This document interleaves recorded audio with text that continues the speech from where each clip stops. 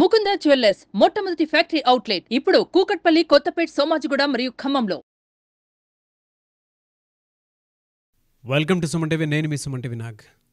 కోల్కతా ఇన్సిడెంట్కి సంబంధించినటువంటి వాటిల్లో ప్రీవియస్గా నేను అండ్ రవీంద్రనాథ్ గారు ఒక వీడియో చేశాం. సో నార్త్ బెంగాల్లో మొత్తం కనుక చూసుకుంటే ఒక్కొక్క లాబియింగ్ జరిగింది అని చెప్పేసి, ఆ ఒక్క ఇన్సిడెంట్ ఈ ఎంటైర్ కేసుకి సంబంధించినటువంటి వాటిల్లో జస్టిస్ త్వరగా రానివ్వకుండా చేస్తుంది అనేటువంటి విషయాన్ని ఆయన జస్ట్ అలా చెప్పి ఒక్కొక్క వీడియోలో చెప్పడం జరిగింది. అయితే దీనికి సంబంధించినటువంటి ఎంటైర్ ఇష్యూలో ఆ లాబియింగ్ ఏంటి, నిజంగా అక్కడ ఉండేటువంటి స్టూడెంట్స్ సో జనరల్గానే పట్టాలు పుచ్చుకున్నారా, నిజంగానే అక్కడ లాబియింగ్ జరుగుతుందా, దీనికి సంబంధించినటువంటి పూర్తి విషయాలు ఈరోజు మనతో పాటు హైకోర్టు అడ్వకేట్ రవీంద్రనాథ్ గారు ఉన్నారు. వారి మాటలను అడిగి తెలుసుకుందాం. Hello sir. హాయ్ అండి నాగరాజ్ గారు. సార్, జనరల్గా మనం చూస్తాండే ప్రీవియస్ వీడియోలో మీరు ఒక మాట అంటం జరిగింది. ఎలానంటే అది కాలేజ్ కాదు, అక్కడ చాలా వాటికి సంబంధించినటువంటి వాటిల్లో ఒక్కొక్క అంటే అన్ని రకాలుగా చూసుకున్నా కూడా ఇర్రెగ్యులేషన్సే ఉన్నాయి అని చెప్పేసి ఒక పెద్ద లాబియింగ్ నడుస్తుందని చెప్పేసి చెప్పడం జరిగింది. ఒక కీలక నేత పేరు కూడా మీరు బయటికి తీసుకురావడం జరిగింది. ఈ లాబియింగ్ అనేది సూత్రధారి అనేటువంటి పాయింట్ నుంచి చూస్తే అంటే అక్కడ ఉండేటువంటి స్టూడెంట్స్ అందరూ పాత్రధారులే తప్ప సూత్రధారులు కాదు. బట్ ఈ లాబియింగే పెద్ద సూత్రధారి. అందుకే బయటికి ఈ రోజుకి జస్టిస్ రాకపోవడానికి ప్రధాన కారణం. అందులో టోటల్ గవర్నమెంటే ఇన్వాల్వ్ అయ్యిందా అనేటువంటి విషయం కూడా రాకమానదు మనకి. ఏంటి సార్ అసలు అది? బేసిక్గా ఈ నార్త్ బెంగాల్ లాబీ దీని గురించి మనం గడిచిన వీడియోలో దీని గురించి కొంతగా మనం చెప్పుకోవడం జరిగింది. ఆగస్టు 9 ఆర్జికర్ మెడికల్ కాలేజ్ జరిగినటువంటి ఏ సంఘటన అయితే ఉందో దానికి సంబంధించి రకరకాల అప్డేట్స్ వస్తూ ఉన్నాయి. సంజయ్ రాయ్ దీన్ని ఈ నిందితుడు అని చెప్పి ఒకే ఒక వ్యక్తిని సూత్రధారిగా చేశారు యాక్చువల్గా జరిగిన విషయంలో. అయితే ఆ తర్వాత ఒకటి ముఖ్యంగా ఆ college X principal Sandeep Ghosh మీద ఆర్థిక అవకతవకలకు సంబంధించి ఆయన మీద ఒక పూర్తిగా ఎంక్వైరీలు చేశారు, ఇంట్రాగేషన్ చేశారు, రకరకాల కొత్త విషయాలు వెలుగులోకి వచ్చాయి. ఆ తర్వాత ఈడీ ఎంటర్ అయింది. ఈడీ ఎంటర్ అయిన తర్వాత సందీప్ ఘోష్ యొక్క అక్రమార్జన కేసులు ఎక్కడెక్కడ ఉన్నాయని వెలికి తీయడం మొదలుపెట్టారు. ఇందులో భాగంగా సిబిఐ వాళ్ళు ఎంక్వైరీ చేస్తున్న విషయంలోనే ఈ నార్త్ బెంగాల్ లాబీ అనేటువంటి ఒక వర్డ్ బాగా రిపీటెడ్గా వినిపించడం జరిగింది. దాంట్లో ఉన్నటువంటి కీలకమైన వ్యక్తులను కూడా మొన్న అరెస్ట్ చేశారు ఒక వారం రోజుల క్రితం. వాళ్ళని అరెస్ట్ చేసి వాళ్ళని ఇంట్రాగేషన్ చేసిన తర్వాత వాళ్ళు చెప్తున్నటువంటి ఆ విషయాలు ఒకటి ఎక్కడంటే తీగలాగితే డొంకంతా కదులుతుంది అన్నట్టుగా విస్తుపోయే విషయాలు బయటకు వస్తున్నాయి. దీనికి సంబంధించి అసలు నార్త్ బెంగాల్ లాబీ అంటే ఏంటంది, ఈ విషయంలో మిమ్మల్ని అంటే మనకు అందిన ఇన్ఫర్మేషన్ మేరకు మిమ్మల్ని చెప్పే ప్రయత్నం చేస్తాను నాగరాజ్ గారు. ఈ నార్త్ బెంగాల్ లాబీ అన్నది కలకట్టా నార్త్ సైడ్ ఉండే ఒక మెడికల్ కాలేజ్. అది కాలేజ్ యాక్చువల్గా north Calcutta medical college, north medical college. ఇది నార్త్ సైడ్ ఉంటుంది. అయితే ఈ నార్త్ బెంగాల్ లాబీ అనే వర్డ్ ఎలా వచ్చింది యాక్చువల్గా అంటే దీనికి ఏమైనా జియోగ్రాఫికల్ అథెంటికేషన్ ఉందా? ఏమీ లేదండి. ఆ కాలేజీని బేస్ చేసుకొని ఒక ముఠా పనిచేస్తుంది, ఒక మాఫియా వ్యవస్థ పనిచేస్తుంది నార్త్ బెంగాల్ కాలేజీ బేస్ చేసుకొని.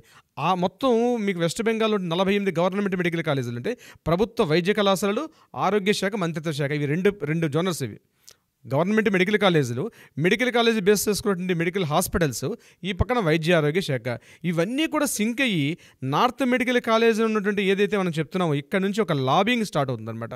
అంటే టోటల్ సెంట్రలైజ్. ఇది ఒక 10 years బ్యాక్ ఈ వ్యవస్థని ఇక్కడ కొంతమంది డాక్టర్స్ ఏర్పాటు చేయడం జరిగింది. నేను ఈ వీడియో మధ్యలో మీకు ఆ పేర్లు కూడా రివీల్ చేస్తాను. ఎలా చేస్తున్నారో నేను చెప్తాను, దాని తర్వాత అసలు సంఘటనలోకి వెళ్తే ప్రయత్నం చేస్తాను. అయితే ఈ నార్త్ మెడికల్ కాలేజ్ ఉన్నటువంటి వ్యక్తులందరూ కూడా ఒక సిండికేట్గా ఫామ్ అయ్యారు.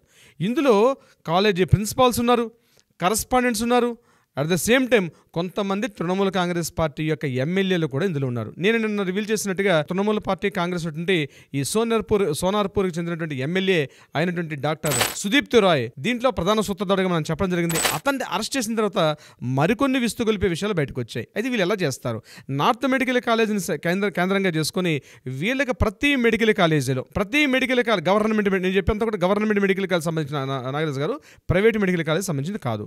సో గవర్నమెంట్ మెడికల్ కాలేజీలో అపాయింట్మెంట్స్ ఎవరికైనా జరగాలి అంటే ఒక ప్రిన్సిపాల్ తీయాలన్నా, ఒక కరస్పాండెంట్ నడిపించాలన్నా, ఒక అడ్మినిస్ట్రేషన్ ఆఫీసర్ నడిపించాలన్నా, ఒక హెల్త్ ఆఫీసర్ నడిపించాలన్నా, ఎవరినైనా ప్రమోట్ చేయాలన్నా, లేకపోతే ట్రాన్స్ఫర్ చేయాలనుకున్నా, ఏదైనా ఈ లాబీయే ఇక్కడ నుంచి ఈ లాబింగ్ నుంచి నడుస్తుంటుంది అనమాట. అంటే ఎవరిని ట్రాన్స్ఫర్ చేయాలన్నా ఎవరైతే ఈ ఒక ముఠా సభ్యులు నడుస్తుంటారో ఆ ముఠాలో ఉన్నటువంటి, ఇది యాక్చువల్ ముఠా, ఒక మాఫియా. ఈ ముఠా సభ్యులు దీని కీలక. అంటే చూసారంటే తోలుబొమ్మలాట్లో ఎలా అయితే వెనక నుంచి తోలుబొమ్మలు ఆటలాడిస్తుంటే ముందు ఎట్లయితే తోలుబొమ్మలు ఆడతాయో అదేవిధంగా ఈ మొత్తం వ్యవస్థని కొంతమంది 5 నడిపిస్తారు. ఆ 5 పేర్లు ఇప్పుడు మీకు రివీల్ చేస్తాను. అందులో బదాన్ చక్రవర్తి, ఈయన ఎన్ఆర్ఎస్ మెడికల్ కాలేజీ ప్రిన్సిపాల్. రెండో వ్యక్తి ఉత్పల్ దాస్, ఇతను diamond harbour medical college principal.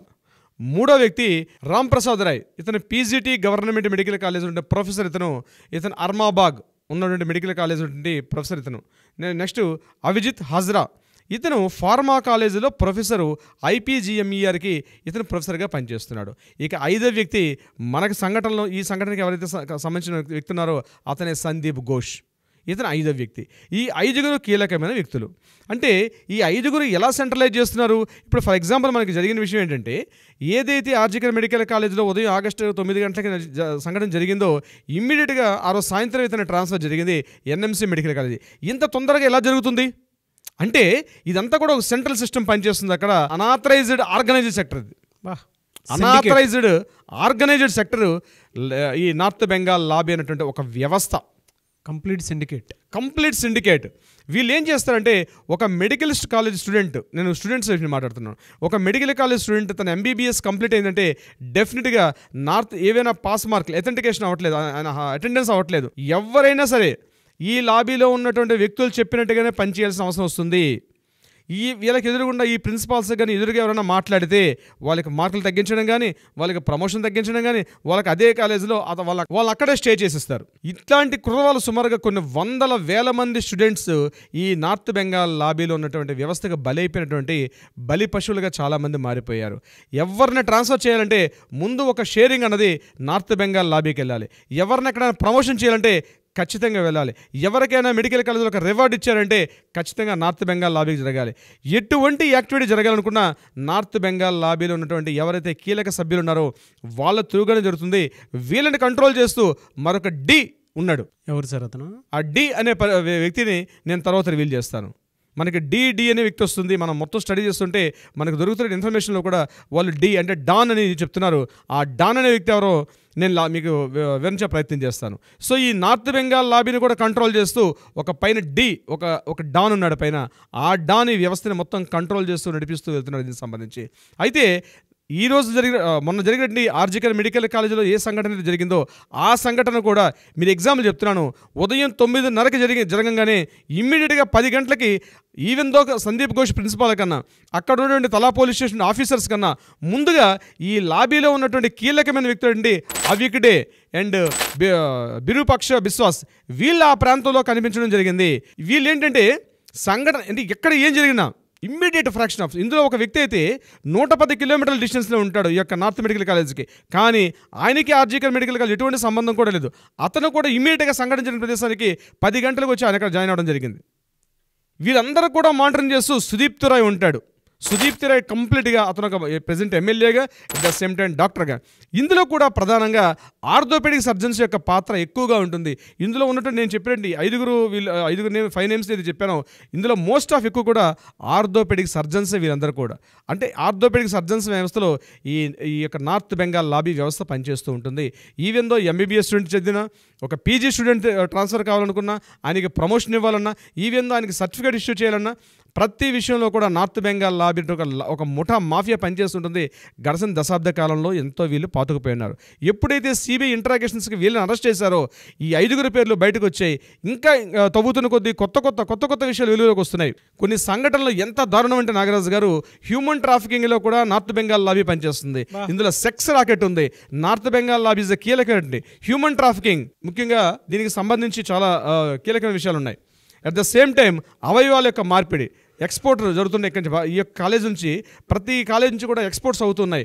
దీని మీద ఒక సిండికేట్ ఫామ్ అయినా దీని మానిటరింగ్ చేస్తారు. ఒక ప్రభుత్వ వ్యవస్థకి పేర్ల గవర్నమెంట్ నడుస్తుంది. గవర్నమెంట్ మెడికల్ కాలేజీకి పేర్ల గవర్నమెంట్ మెడికల్ కాలేజ్ నడుస్తుంది. ఎప్పుడైతే ఆగస్టు 9 సంఘటన జరిగిందో హెల్త్ డిపార్ట్మెంట్ ఈజ్ ద పేర్ల actual government body. Health department అంది గవర్నమెంట్ మెడికల్ కాలేజ్ ఒక కాలేజీ వ్యవస్థ. అయితే ఈ కాలేజీలు హాస్పిటల్స్ పైన ఒక syndication form is the North Bengal lobby. Even though ఈ North Bengal lobby government college వ్యవస్థ కాకుండా హెల్త్ డిపార్ట్మెంట్ కూడా ఇన్ఫ్లుయెన్స్ చేసే పరిస్థితిలో పడ్డారు వీళ్ళు. కానీ హెల్త్ డిపార్ట్మెంట్ మాత్రం వీళ్ళని ఎప్పుడు దగ్గర రానియకుండా పేర్లలుగా ఇప్పుడు గడిచిన దశాబ్ద కాలంలో ప్రతి చిన్న విషయంలో ఒక టెండర్ నోటీస్ రిలీజ్ చేయాలనుకున్నా, ఒక చిన్న కాలేజీలో వర్క్ జరగాలనుకున్నా నార్త్ బెంగాల్ లాబీకి రావాల్సిన షేర్ వస్తేనే హెల్త్ డిపార్ట్మెంట్ నుంచి రావాల్సిన ఫండ్స్ రిలీజ్ అయ్యాయి. ఈ విషయంలో నార్త్ బెంగాల్ లాబీకి హెల్త్ డిపార్ట్మెంట్ మధ్య ఎప్పుడూ వార్స్ జరుగుతూ ఉండేటి. ఎప్పుడైతే మనకి ఆగస్టు 9 సిండికేట్ ఈ విషయం ఈ రేప్ అండ్ మర్డర్ కేసు బయటకు వచ్చిందో ఈ హెల్త్ డిపార్ట్మెంట్లో ఆఫీసర్స్ అందరూ కూడా వాళ్ళు ఇప్పుడు బయటకు వచ్చి ప్రతి వాయిస్ చెప్తున్నారు, నార్త్ బెంగాల్ కాలేజీ ఎన్ని రకాలుగా కంట్రోల్ చేస్తుంది, ఇందులో మమ్మల్ని ఏ రకం ఇన్ఫ్లుయెన్స్ చేస్తుంది, ఎగ్జాంపుల్స్తో సహా చెప్తుంటే విస్తుపోతున్నారు అక్కడ సోషల్ మీడియా, లోకల్ మీడియా అంతా కూడా. ఈ కథనాలన్నీ కూడా లోకల్ మీడియాలో సీరియల్గా వస్తున్నాయి. నార్త్ బెంగాల్ లాబీ కీలక పాత్ర సుదీప్త రాయ్ ఒకడు వెళ్ళిపోయాడు. అయితే డి అనే వ్యక్తి ఎవరంది బహుశా మీకు నెక్స్ట్ ఎపిసోడ్లో మీకు రివీల్ చేస్తాను నాగరాజ్ గారు. కొంచెం మీరు చెప్తుంటే అది ఎవరో అనేది ఆ క్యూరియాసిటీ కూడా ఉంది. ఎందుకంటే ఇందులో చాలా నేషనల్ వైడ్ చూసుకున్నా కూడా ఇది అతిపెద్ద స్కామ్ అని చెప్పడంలో ఏమాత్రం సందేహం లేదు. ఎవరు సార్ ఆ డాన్?